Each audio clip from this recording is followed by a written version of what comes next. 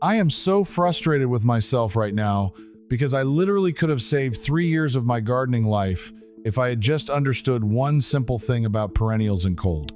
I had these gorgeous, healthy plants with beautiful foliage, perfect green leaves, no disease, growing exactly like they should, and they never bloomed, not once. Not a single flower for 3 entire growing seasons.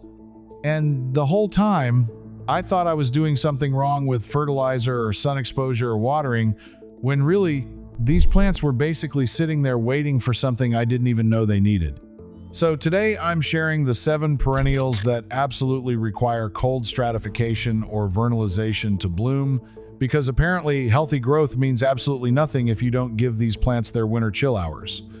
And if you're in certain zones, you might actually never be able to get some of these to flower no matter what you do, which is information I really wish I had before I spent money on plants that were never going to perform in my garden. Let me start with the one that got me into this whole mess in the first place: peonies. Specifically, herbaceous peonies.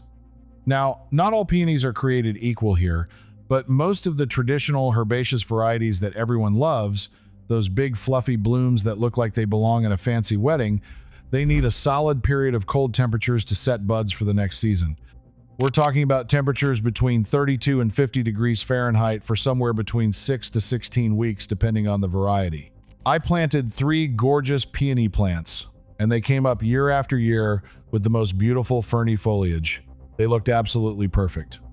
I was fertilizing them, making sure they had good drainage, planting the eyes at exactly the right depth because I'd read that planting them too deep would prevent blooming. I did everything right according to basic peony care.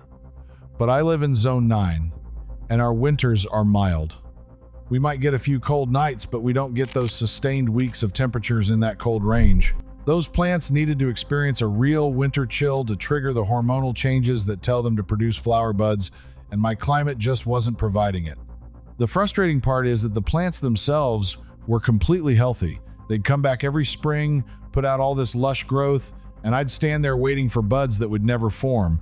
It wasn't until I started researching vernalization requirements that I realized what was happening. These plants were stuck in a perpetual state of vegetative growth because they never got the cold signal they needed to switch into reproductive mode. The second perennial on this list is certain varieties of hellebores. Now, hellebores are interesting because some of them actually bloom in winter or early spring, but they still need that cold period from the previous season to set those buds.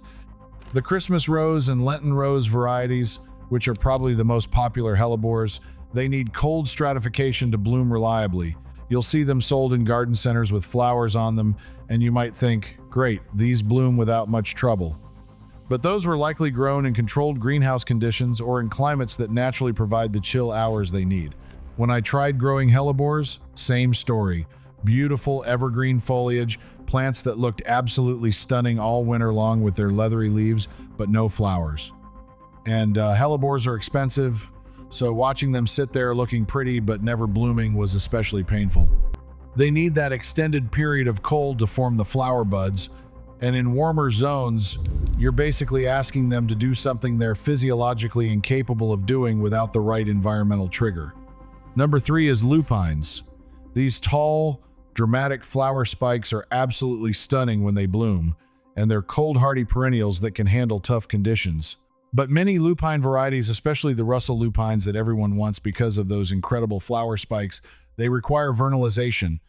They need to experience winter cold to break dormancy and trigger flowering. I've seen gardeners in warmer climates try to grow lupines, and they'll get the foliage, that beautiful palmate leaf structure, but the plants just sit there producing leaves year after year without ever sending up a single flower spike. The tricky thing with lupines is that they're also sensitive to heat.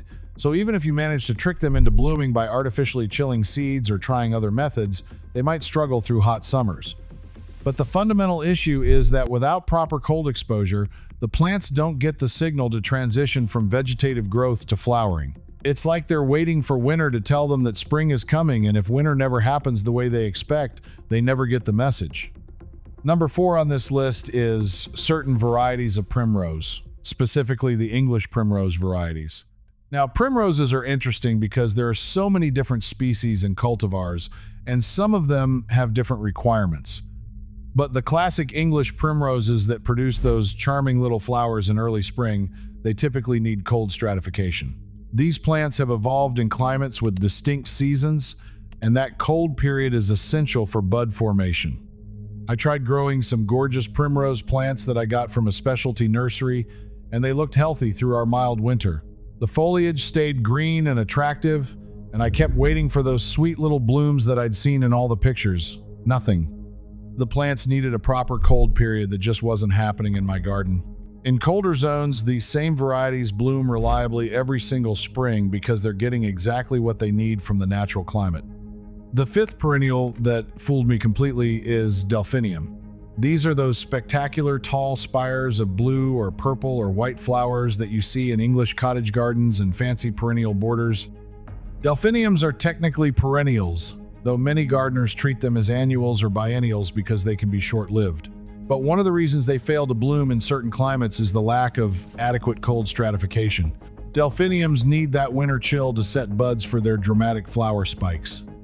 Without it, you might get some foliage and the plants might survive, but you won't get the performance you're looking for. I spent so much time trying to figure out why my delphiniums weren't blooming, adjusting soil pH, changing fertilizer ratios, making sure they had support stakes ready for those tall stalks that never came. The whole time, it was about cold hours.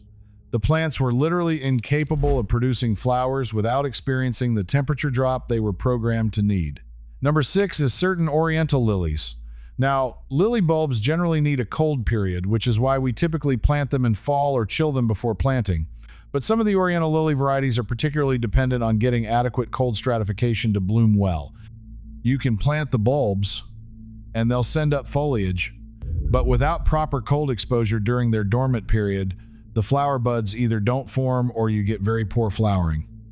This is less about climate zone and more about making sure bulbs get proper cold treatment before planting, but I've seen situations where gardeners in warm climates plant lily bulbs that didn't get enough chill time, and the results are disappointing. The plants emerge, they look okay, but the flowering is sparse or non-existent.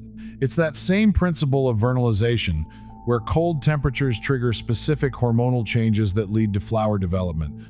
And number 7, the one that really surprised me, is certain varieties of bleeding heart. The classic old-fashioned bleeding heart, Dicentra spectabilis, typically needs some cold dormancy to bloom properly.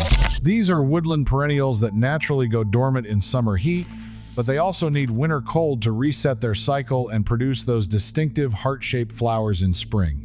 In climates without adequate winter chill, bleeding hearts might struggle to bloom or might not bloom at all. The plants can survive, producing their attractive ferny foliage, but those charming dangling flowers that make bleeding hearts so beloved just don't appear.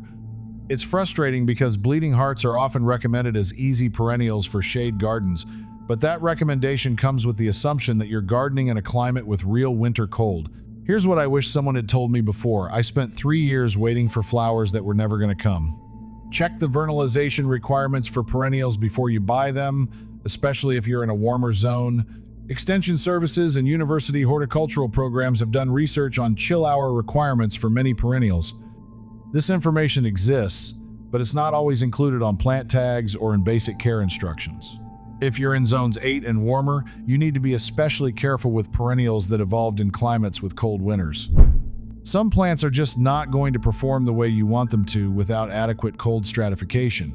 It doesn't matter how perfect your soil is or how carefully you water or what fertilizer you use. Without those chill hours, the plants won't bloom. And if you've already planted these perennials and they're not blooming, now you know why. It's not you. It's not your gardening skills. It's basic plant physiology. These plants need cold temperatures to trigger the hormonal changes that lead to flowering, and if your climate doesn't provide that, you're fighting against biology. Sometimes the kindest thing you can do is accept that certain plants aren't suited to your climate and choose varieties that will actually thrive and bloom where you live.